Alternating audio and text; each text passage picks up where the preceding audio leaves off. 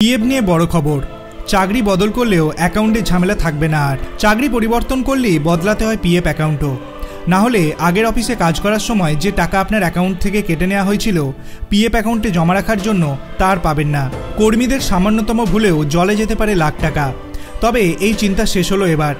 চাকরি বদল করলে এবার নিজে থেকে স্থানান্তরিত হয়ে যাবে ইপিএফ অ্যাকাউন্ট।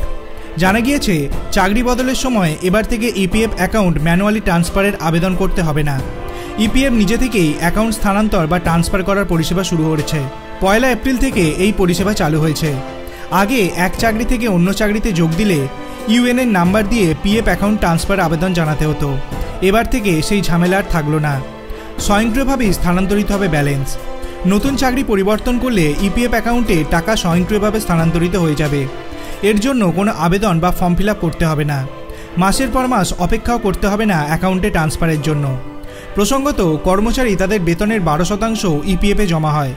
কর্মীদের পাশাপাশি যে সংস্থায় কর্মরত সেই সংস্থার তরফেও ইপিএফ অ্যাকাউন্টে সমান পরিমাণ টাকা জমা দেওয়া হয়। পিএফ অ্যাকাউন্ট স্থানান্তরের জন্য ইউএএন কেন প্রয়োজন?